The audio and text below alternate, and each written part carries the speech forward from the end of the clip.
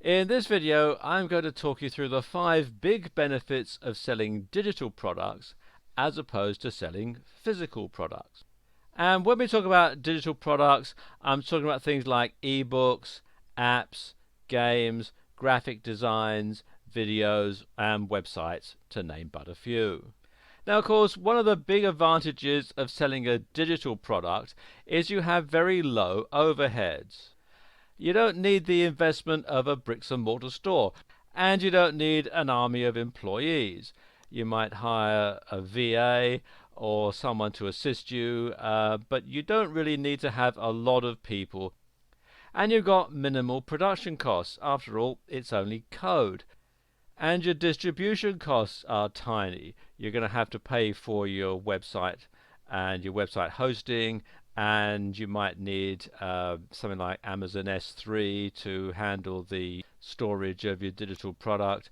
But you don't have to, send stuff out in the mail like you do when you have a physical product. And you don't have to handle returns. After all, it's only code, it's a digital download. You might be able to deactivate the product if somebody asks for their money back, but you don't have to physically take it back in. And finally, there are higher profit margins. Because your overheads are so low, you can actually charge a lot less for a digital product than you would for a physical product, but you can actually make more money off of the whole thing. Another advantage is you can create your own product fast. There's no lead-in time while a physical product is being manufactured. Now, think about it. Now, I don't know what device you're watching this video on, but it could be on a PC, or it could be on a tablet computer or a smartphone, and that's going to take a lot of time to manufacture. There's going to be time for it to go through the production line in the factory while an army of workers put it together. Plus, of course, you've got all the R&D time that goes into it. You've got to make prototypes, you've got to test it, but you don't have all that hassle when you've got a digital product. And there's quick testing. You can get beta testers to test your digital product. They can get back to you with any bugs, and you can go through the code and you can fix it quite quickly. And it's easy to make updates and changes, as I was just saying, because you don't have a long manufacturing process. If you find a problem, you can tweak the code, put the updated version up on the web space, and start selling it almost immediately. And with a digital product, you can sell it anytime, anywhere. You're not restricted to a particular time and place. Because, of course, your website, blog, or online store is open 24/7, and people can purchase your digital products on their home or work computer, their smartphone, or their tablet device. They don't actually have to physically come to your store to make the purchase.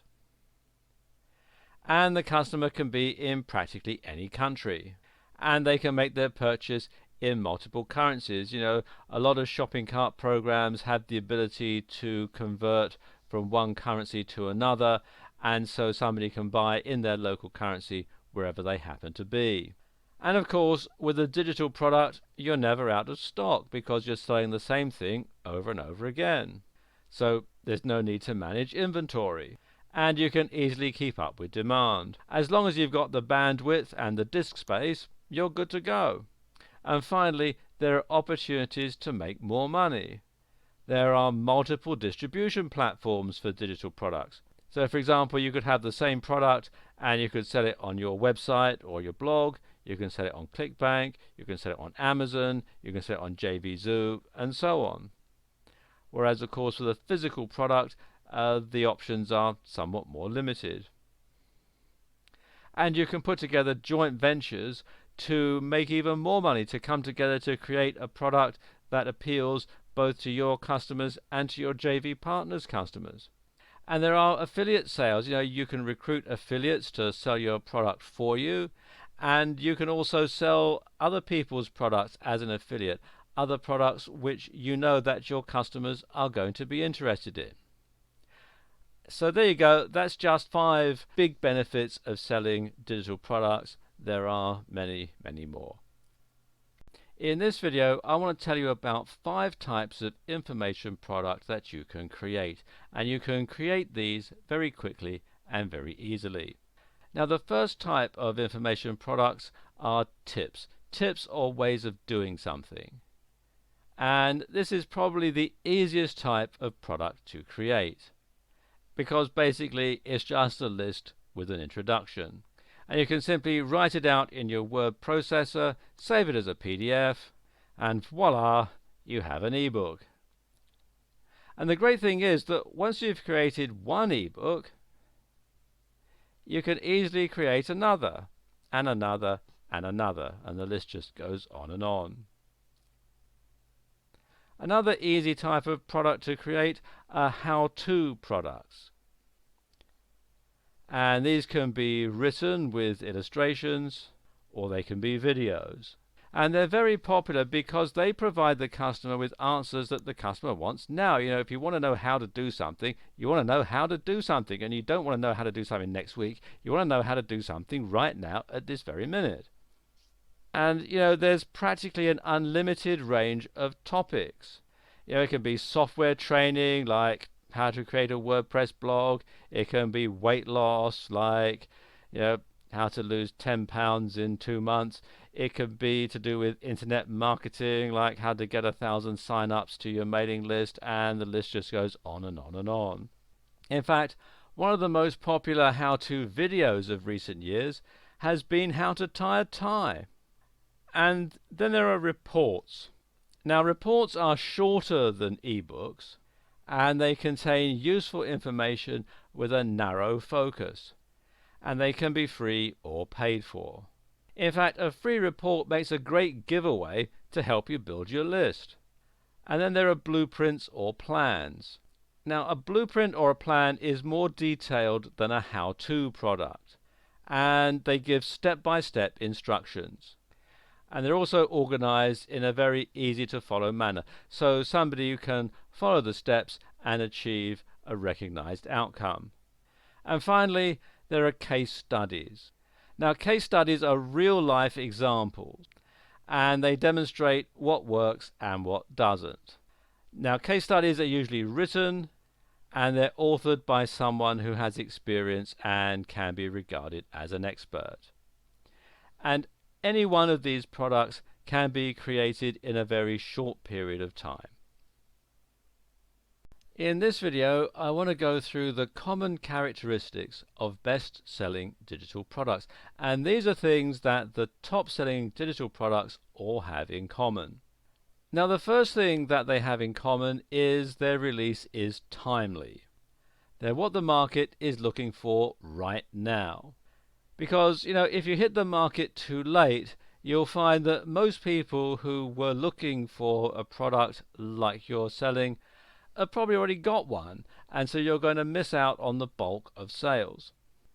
But hitting the market too early can be even worse, because you're going to spend all the time and all the effort and all the money getting this product ready.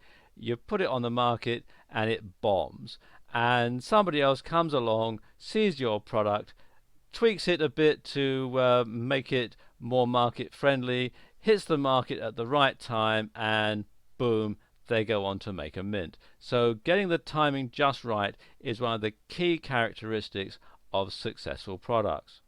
And the price is right, and this is of crucial importance. You have to charge what people expect to pay. You have to charge what people consider to be a fair price. If your price is too high, people are going to think it's too expensive. They say it's not really worth the money that he or she is asking for it, and they'll pass it by.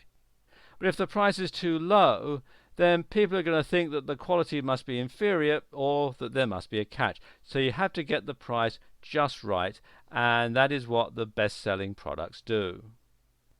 Another thing that best-selling digital products have in common, and it ties in with the last point, is that the quality is good. You know, customers feel that they're getting value for money. And purchasers feel so good about the product that they'll happily recommend it to others. And this is generally in the form of unsolicited testimonials. And an unsolicited testimonial is worth considerably more than a solicited one. So if somebody of their own volition emails you to say, wow, I've just bought your product, it's absolutely fantastic, and it's done this, that, and the other, and I'd happily recommend it to my family and friends, then that is really worth its weight in gold.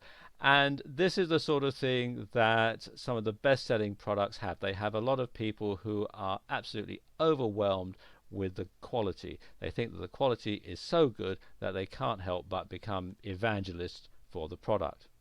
And they have an army of affiliates to sell this product.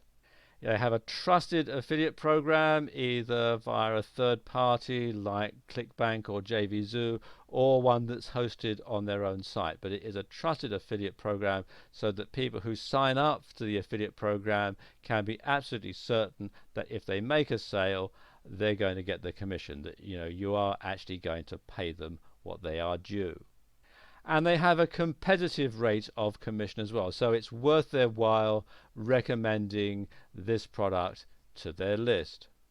There may be an affiliate contest, and they have super affiliates on board who are going to get the product in front of thousands and thousands of people who are looking for just this particular thing.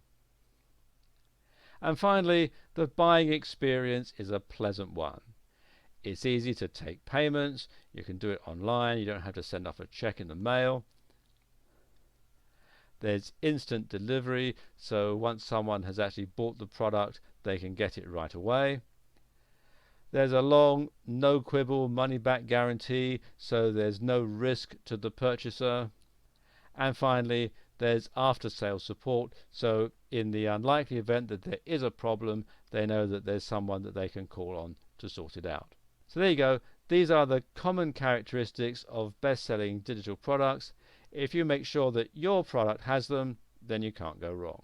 In this video, I'm going to talk you through how you can add a product in JVZoo.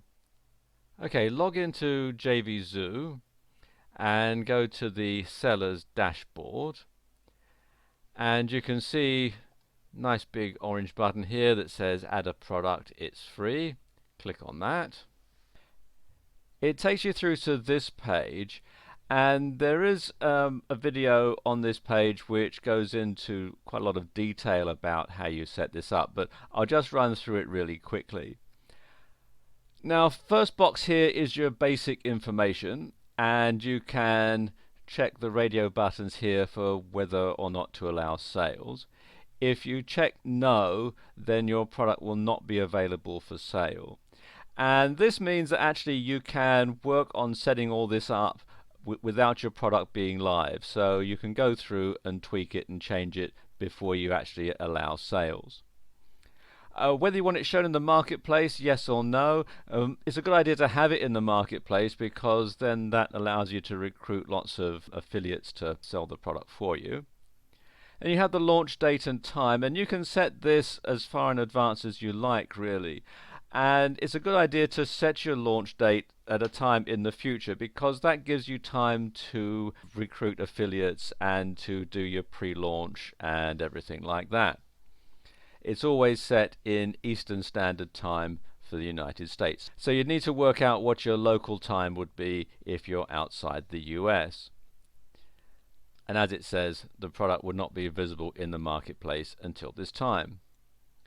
Then you enter your product name in here and the currency that you're going to sell it in.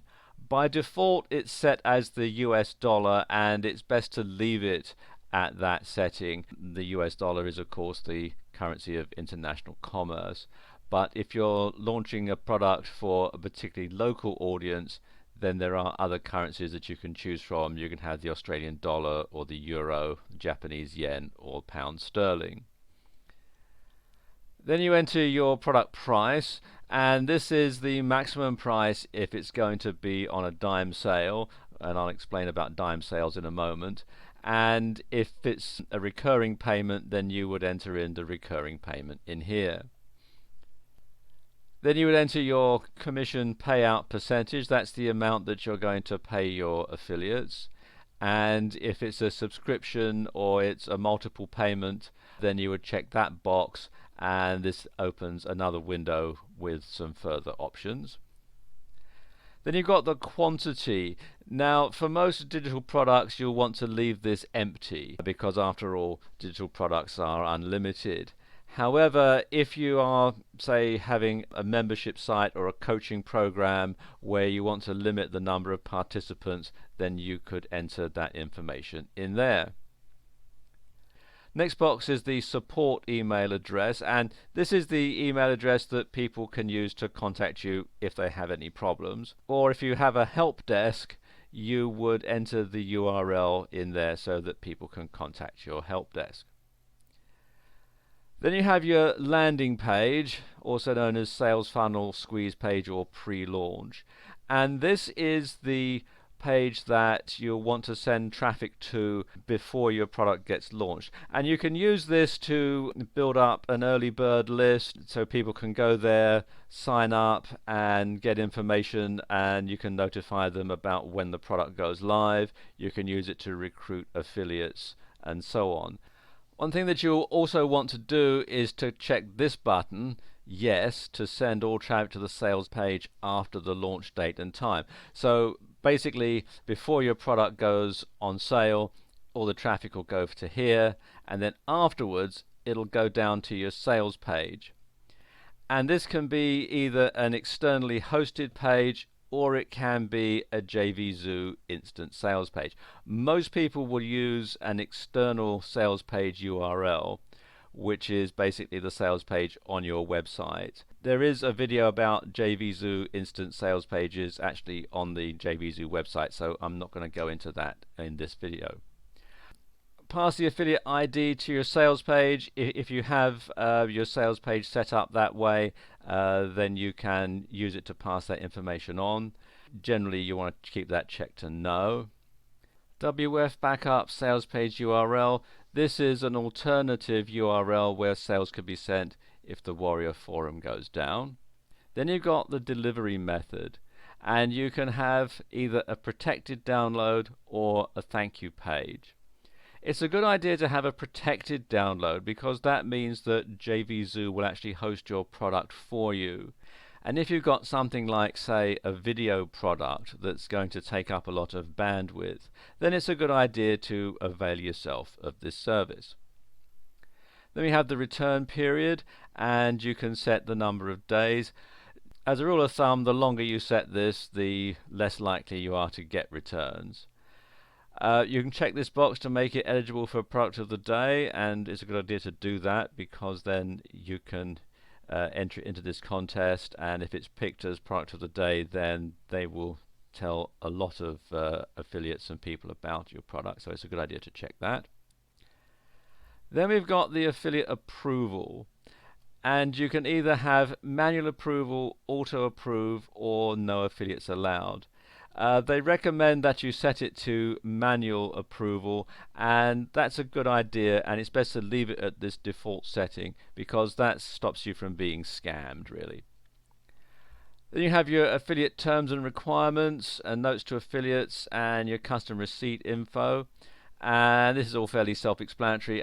It's HTML enabled, and what you can do is write everything out in your word processor and then copy and paste it in here. When you archive a product, you actually delete it, so it's best to keep that as no as long as your product is on sale.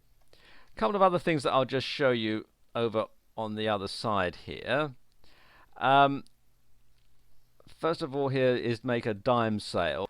There is a video about dime sales, but I'll just explain it very quickly. Basically, you start off with a start price, and you can increase it by a certain amount every so often. So let's say you start with a start price of, say, $9.99, and you increase it by 10 cents every 10 sales.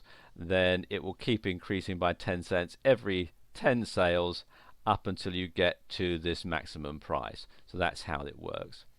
You've also got things here like autoresponder integration. You can integrate your GetResponse or SendReach or Aweber accounts in with this. There's also webinar integration and so on. Now once you've got everything set up, you can click on this button here to save product, and you can basically get the ball rolling. Your product won't actually show until your launch date and time, but after that you'll be able to start driving traffic and making sales. Be sure to check the yes radio button once your product is ready to go live. And just another thing to mention here, and although JVZoo say that this is free, it is sort of, because they don't charge you anything up front, but they do take a 5% commission out of every sale. So there you go, that's how you can add a product in JVZoo. Have you ever wondered how you go about getting an ebook outsourced? Well, I'll tell you the answers here in this video. And the three most popular sites to do this with are iWriter, which you can find here at iWriter.com, Elance, which is elance.com, and Odesk, which is odesk.com. And the way they work is very similar. Let me just talk you through the procedure for Elance, because that's the one I'm most familiar with, but the other two sites are very similar indeed. Come to the site and click here to post your job. As it says here, it's free, so we click on there. And then if you don't already have an account, you'll be prompted to create one by filling out the information here. If you already have an account, you can click here to sign in. I have an account, so I'm just going to pause the video while I log in. And once you're logged in or you've set your account up, you can post your job. First of all, you give a name to your job. Let's say I want an ebook in the weight loss niche. I can just simply type that in. Then you can enter your description in here, and you want to go into as much detail about what you want the ebook to be about. You want to give some details about the type of length that you want it to be, and as much detail as you can. You're limited to 4,000 characters, so you can get quite a lot in here. And my recommendation would be to write it out in your word processor first and then just simply copy and paste it. So let's just sort of type something in here now. Then you select the category of the work. So you can have admin support, design, multimedia, engineering and manufacturing, finance and management, IT and programming, legal, sales and marketing, or writing and translation. Let's put writing and translation. And then you can add the subcategory. You can all the different types of writing here. Academic writing. Let's select ebooks and blogs. And then you can have the sort of skills that you want. You've got all these different skills here, or you can select skills like article writing, content writing, ghost writing. They'll put them all here for you. Then you can set the work arrangement. You can have either an hourly rate or you can have a fixed price. Probably a fixed price is be easier if you're outsourcing this sort of thing, because then you know exactly how much it's going to cost. You can select the budget. So let's say less than $500. And you can also select other options, like if you only want someone from a particular location, you can select that. How long you want the job posted for, and the start date. And then you click on continue. Then you can select your posting type. You've got featured, verified, or basic. The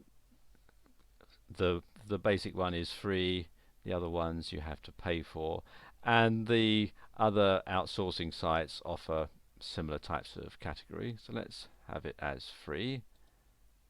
Click on select. Then you can preview it, and then click here to post the job. Now obviously this isn't a real job, so I'm not going to post it, but if I were, I could click on here and it would start to display on their website. And like I was saying, the other outsourcing sites work on a similar basis. So there you go. That's how to get an ebook outsourced. In this video, I'm going to talk you through how to install WordPress onto your site. There are two ways that you can do this, and the easiest way is from your web hosting control panel. Now, this particular account that I'm installing WordPress on has cPanel hosting, so I've logged into cPanel. If you have a different type of hosting package, then your control panel might look a bit different. And if your website hosting package comes with either Fantastico or Softalicious, then the installation process is very straightforward indeed. Some other hosting packages come with their own proprietary control panel, which does also include an installation button for WordPress, like I'm going to demonstrate here. Okay, I'm going to scroll down to the bottom here, because this particular hosting account comes with Softalicious, and I'm going to select WordPress. So I click on there. It takes me through to this page, and when I select the Install tab, then you can start to see all the information that you need to enter in. You can choose the protocol, so if your site has a security certificate, you can choose between HTTP and HTTPS. I'm going to leave it at the default settings. You can choose a domain, so if you have a subdomain, then you can add it on here. You can choose the directory. By default, WordPress will set things up in the WP directory. However, if you want to have it in the root directory, then just simply delete that. It'll give you the database name and the table prefix. You can change these if you want. I'm going to leave it all at the default settings. Let's scroll down a bit further. Then you give the site a name and the site a description. Because this is just a demonstration video, I'm going to leave these at the default settings, but normally I would put the proper site name and description and so on in there. Then you want to add the administration account. By default, it will set it up as admin. Personally, I would change this because hackers know that most WordPress blogs have the admin username as admin. Because this is just a demonstration, I'm going to leave it at admin. Password you need to enter in. Let's put something in. Actually, you can click here and generate a random password, although you should be certain to copy and paste that onto your computer's clipboard and then save it as a text file, just so that you know exactly what it is and you don't find yourself locked out of your account. You've got the admin email. It'll set it at admin at your domain by default. I'm going to leave it at this setting. You can set the language. It'll set it as English by default, but you can have all sorts of other different languages if you're in a non-English speaking country. Limit login attempts. That's always a good thing to have, because if a hacker tries to attack your site and tries to make its way into the dashboard, then you can limit that and it'll lock them out after a certain period of time. And then you can set the themes. As it says, this is optional. If you don't select it, a default theme will be installed. And then all you do is come down to the install button, and you can have it email installation details to an email address, and I recommend that you do that, because then it's going to have a reminder of what the username and the password is. I'm actually going to skip that because I've got it copied. So now click on install. Let's just go back to the top there. And there we go. You can see that it's now been installed. And if I go to the site, you can see it's installed this installation of WordPress. So what do you do if you can't install WordPress from your web hosting control panel? Well, it is actually quite simple. First of all, you want to come to wordpress.org. Be sure to come to wordpress.org, not wordpress.com, and then click the button here to download the software. You can download it either as a zip file or a tar file. At the time that I'm making this video, the most recent version is version 4.1.1. So download this to your computer's hard drive, and then what you need to do is to click here where it says we've created a handy guide. So just click there, where they will talk you through exactly what you need to do to install WordPress manually. And as they say, it's the famous 5-minute install. It only takes 5 minutes to install this. You'll need some FTP software to install this on your server. And the best one that I know of is FileZilla, which you can download from filezilla-project.org. And this is a free FTP client, and it's very, very easy to use. So there you go. That's how you can install WordPress onto your site. In this video, I'm going to talk you through how you can research hot topics to create an information product around. And the first way that you can do that is to browse forums in your niche and see what's being talked about. Simply do a search in Google for your niche and forum, and then take a look at the forums and see what questions keep coming up, see what people are asking, see what answers are being given. So for example, if you're in the weight loss niche, you can just simply do a search here in Google for weight loss forum, and as you can see there are over 41,900,000 results. And then just simply go through some of these forums, some of the top rated ones, and see what people are talking about, and see what questions are being asked, and see the answers that are being given. Another way is to use online research tools. And a few online sites you might want to look at are Google Trends. If you go to google.com/trends, it'll take you to a page like this, and you can choose from global trends or just limited to particular countries. I'm using the global trends for this demonstration. And you can see it's showing what's trending now, what people are looking for on Google. You've got the trends for the previous year. I'm recording this in March 2015, so it's got the 2014 charts here. You can explore in depth graphically. For example, here this shows global interest in Game of Thrones. It shows the trending YouTube videos, and other searches, like for example Justin Bieber versus Miley Cyrus, and so on. And you can use the information on this site to really drill down and see what people are looking for. Another site to look at is Quantcast, which you'll find here at quantcast.com.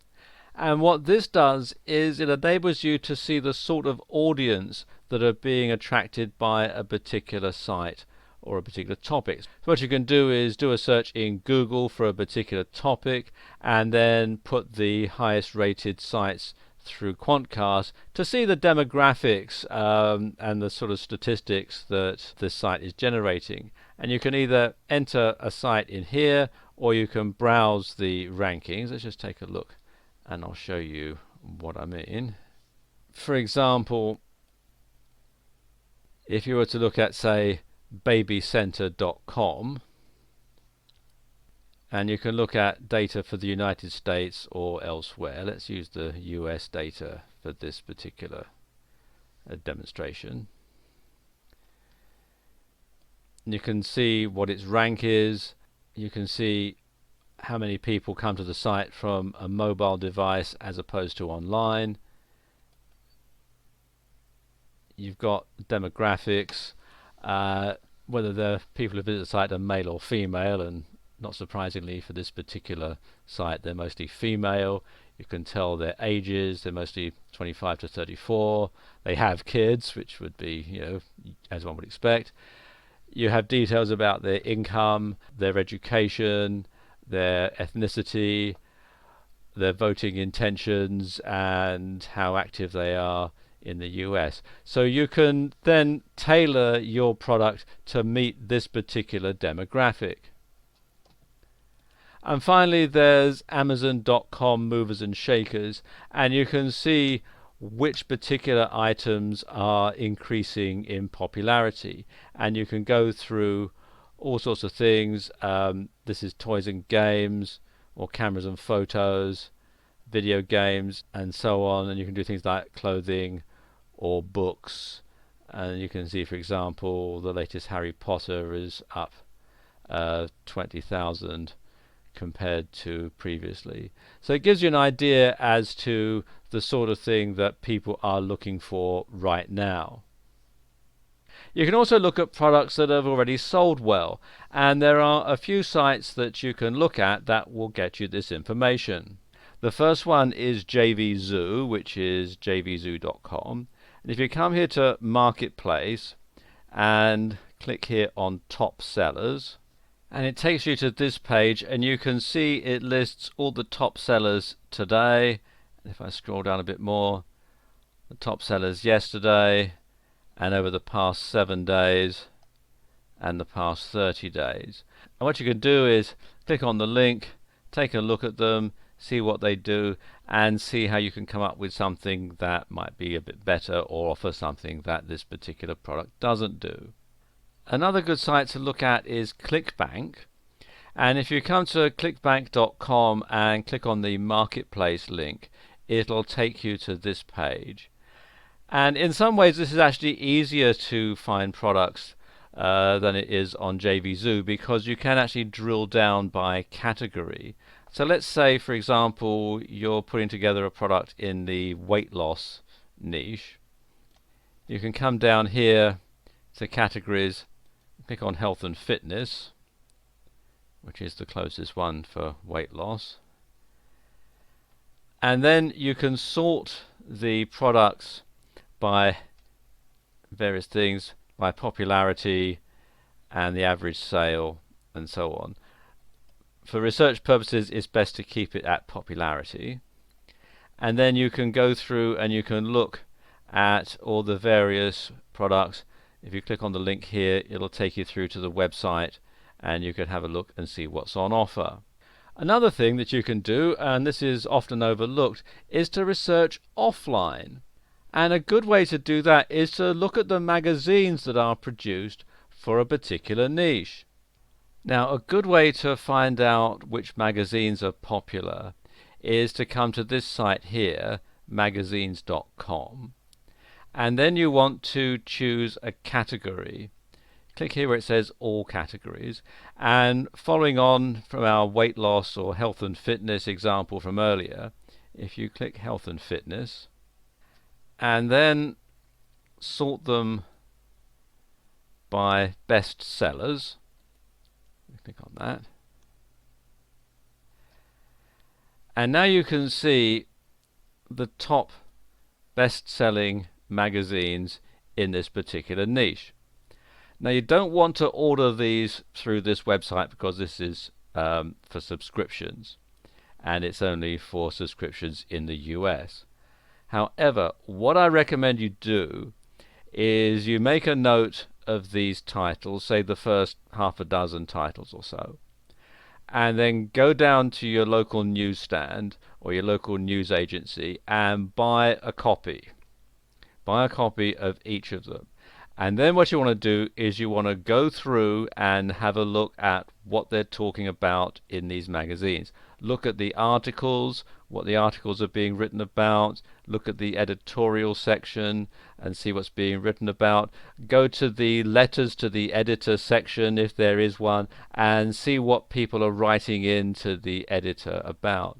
And bear in mind that anything that gets published in a magazine is going to be topical and it's going to be popular because, it costs a lot of money to print and distribute a magazine. So obviously the publishers want to make sure that their content is top notch, and you can use that to your advantage when you're doing research for your product. And another good source of information is your local bookshop. Go down to your local bookshop, your local bookstore, down at the mall or wherever, and take a look at their non-fiction titles. And in particular, if your local bookstore is like mine, they'll probably have a selection of bestsellers, probably near the door somewhere. And you can go through and look at the topics that are very popular, that publishers are publishing books about, and you can look through those and come up with lots of ideas. So there you go. These are some very useful ways that you can research hot topics and then create a product about. In this video, I'm going to talk you through how you can use the AIDA formula for writing sales letters. Now, AIDA stands for attention, interest, desire, and action. Now let's look at each of these steps individually. Okay, let's talk about getting the reader's attention. What you need to do is you need to grab the reader's attention, and you want to make it impossible for them to not continue reading the letter. And there are two parts to this, two steps that you need to take. You need a hard-hitting headline that arouses the reader's curiosity, and you need a lead paragraph that gets straight to the point. So what you want to do is you want to brainstorm headline ideas. Write down as many as possible. Don't worry about whether they're any good or not. At the moment, your emphasis is going to be on quantity rather than quality. So just write down the first thing that comes into your head that you think might be good as a headline. And then you want to narrow the list down to 3 or 4. And then use the most promising one, but keep the rest in reserve for testing purposes. Now, when it comes to your lead paragraph, you want to ask the sort of questions that your reader is asking himself or herself. So you want to get inside their mind almost, and you want to think, well, what are they asking themselves? What sort of questions are they asking themselves? And you want to restate that in your lead paragraph so that when they come to your site and they read your lead paragraph, they're going to think, hey, this guy or this girl, well, they know exactly what it is that I'm talking about. So that's what you want to do with your lead paragraph, to sort of draw them in. But you don't want to provide them with the answers just yet. Now, the next step is interest, and there is sometimes some confusion when it comes to interest. Bear in mind, your reader isn't interested in what your product or service can do. They're interested in what your product or service can do for them. The reader wants to know, what's in it for me? So you've got their attention, you've shown that you are thinking along their lines. Now you want to get them interested in what your product or service can do for them. What's in it for the customer? And this leads naturally into forming the desire for the product. Once they have an idea as to what's in it for them, then they're going to start to desire your product or your service. Now, there are several types of desires that you can stimulate in your copy. You can stimulate the desire that they're going to have to eliminate or minimize a future loss, or to gain something. And what you should do is to provide a compelling reason why the customer should buy from you rather than buy from anybody else. And this is known as your unique selling point, which is often referred to as a USP. So you want to stress the benefits to the customer. Bear in mind, as we were saying earlier, the customer's not interested in what your product or service can do. They're interested in what your product or service can do for them. So you want to stress the benefits rather than the features. And you want to be specific about what the benefits are going to be to the customer, what they are going to get from purchasing your product or service. And you want to give clear expected results. You don't want to give generalities. So you want to tell them exactly what they are going to get once they have bought your product. Do not underestimate the importance of this step. Your success with this sales letter will stand or fall depending on what you do in this section. This is the most important section of the entire sales letter. Now we come to action, and of course the action that you want is you want to ask for the sale. Actually, I take that back. What you want to do is you want to tell the customer to go ahead and buy now. And you need to instruct them on exactly what they're going to need to do to get hold of your product. Then you want to summarize the benefits, and you want to ask for the sale again, because very few people will actually click the button first time round. So you want to instruct them how they're going to make the purchase. They'll read a bit further down, you summarize the benefits, then you ask for the sale again, and most oftentimes you'll find that it's the second button that people click on. You also want to create scarcity to encourage reluctant purchasers to make up their minds. Some people might think, well, yes, I'm not sure I really need this or not. But if there's a limited quantity or the price is going to go up, then that is going to encourage them to make a decision. And you want to have a guarantee to minimize the risk to the customer, so they know that if it turns out to be not what they want, they can simply get onto you and get a refund and get their money back.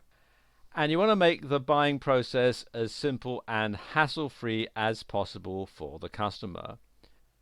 Another thing that you might want to do is to use the PS of the sales letter to restate the most important benefit or to emphasize your guarantee, and then you want to give the customer another opportunity to purchase. So there you go. That's how you can use the ADA formula for writing sales letters. In this video, I'm going to give you an overview of using JVZoo as a product seller. Okay, the first thing to do is to come here to jvzoo.com and click here on this button that says Become a Seller. It takes you through to this page where it tells you all about JVZoo and explains all the stuff that they do. And if you scroll down to the bottom of the page, you can see this button here that says Sign Up Now. It's free. Simply click on it. It takes you through to this page here where you can fill out all of the information that you need to register for the account. They'll need your full name, your email address, your password. They'll also want to know what country you're a citizen of. And then you have to give them a phone number where they can call you to verify the details. Now this can be a landline or it can be a cell phone. So you have to fill out all this and then click on the button here that says Register. And then, as it says here on the site, you're going to be called as soon as you submit this form to verify your phone number. So you won't be able to use the account until your phone is verified. Once you've logged in, it takes you through to the dashboard, which gives you a breakdown of your sales and profits. Now, I don't have anything listed on JVZoo at the moment, so it's all showing zeros. But basically, if I had a product here, it would tell me how many clicks I got, how many visitors, how many sales, the gross revenue, how much had been paid to affiliates, and it would give me my daily profit. And then it would tell me how much I'd made from affiliate sales, and again the same sort of stats here, and it also give me the figures for yesterday as well. Let's just go up to the top of the page.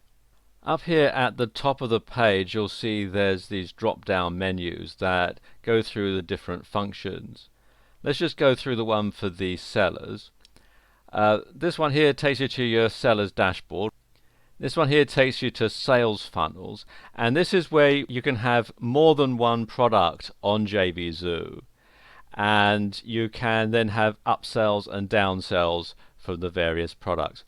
There is quite a detailed video on that page which talks you through it, perhaps a bit better than I can, so I'm not going to go into detail on that in this particular video.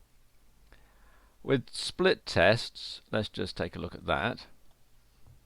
With split tests, what you can do is compare how two different sales pages perform. So you can have two different sales pages, two different types of copy, or two different headlines, and you can alternate them, and JVZoo will keep track of which one performs the best, and then you can simply discard the one that doesn't work and keep on with the one that does work, which is very powerful indeed. Then you've got custom checkout banners. And this is where you can upload a banner to customize the checkout, to make it look a bit more professional, to make it look like it all fits in with the design of your site. Then we have JVs, and this, as one would expect from the name, is where JVZoo really scores. Let's just click on that and I'll show you. Now there is a very good video on how you set up JV contracts here, which goes into a lot of detail, so I won't go over it exactly in this video, but you can see you can add in JVs for your various products. So you can have a name of a JV, and you can list your JV partners and so on. And JVs are really the heart of JVZoo, and it's how you can really get a lot of affiliate sales and really boost the sales of your product.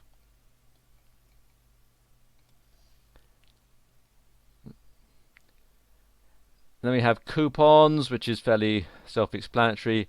Payouts shows your delayed payouts, manual payments, or your manual payment history. Then you have affiliate options. You can have affiliate requests. It lists your affiliates. You can sync it. Auto-approved affiliates and banned affiliates as well. And then there are the reports. You've got the amounts that are paid to affiliates. You've got your sales, pre-approvals, and transaction reports. And then finally, you've got these links here. We can get a JVZoo get response account. You can add a list to a JVZoo get response account, or you can get a JVZoo send reach account. So you can see there's lots of information here on the site, and the great thing about JVZoo is, of course, it's all free. There's no upfront payments. You can get your product listed on JVZoo.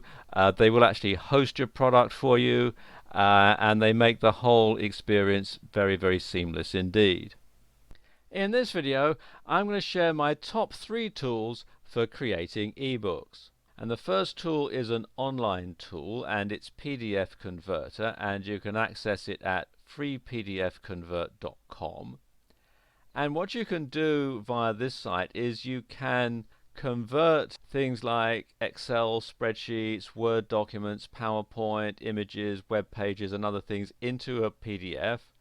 You simply select the files, click here, and a new window will open, and you can select the files on your computer's hard drive, upload them, and then decide whether you want it to convert it to a PDF or one of these other file formats here. And you can also do it in reverse. You can convert a PDF document into, say for example, a Microsoft Word file, and you can do it all online. There are free and paid for versions. If you find you're using this quite a lot, then it's a good idea to sign up for the paid for version. Otherwise, the free version is perfectly adequate. The next tool is OpenOffice, which you can find here at openoffice.org. And there's also its sister product, which is called LibreOffice, which you can find here at libreoffice.org. And they are basically the same thing, but they are free open source office suites. Let me show you what they look like. And this is the desktop for LibreOffice, which is the software that I have on my computer. And as you can see, it's similar to most word processing software packages like Microsoft Word and so on. And it's very versatile. But the great thing about both LibreOffice and OpenOffice is you can save a document as a PDF directly from within the software. So all you have to do is to create your document,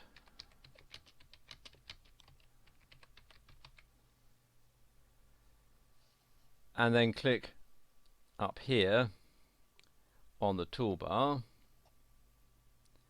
and you can export it directly as a PDF, and it saves you a lot of time, a lot of hassle, and a lot of expense, because of course this software is all free. And the final tool is Google Docs, which you can access from docs.google.com, and you have to have a Google account in order to access this particular service. But if you don't have one, you can set one up. It's all free. And if you have a Gmail account, then you're automatically enrolled. And the great thing about Google Docs is everything is online. So you can access your document from any computer, anywhere, as long as it's able to connect to the internet. And you can also share documents online with other people. So if you're working on an ebook with somebody else, you can both collaborate on the same document and make your revisions, and you don't have to spend time emailing them to one another and so on. So it is very convenient. And the interface and the way that it's all set up is very similar to most standard word processing software packages, like Microsoft Word and so on. So there you go. These are my 3 top tools for creating ebooks.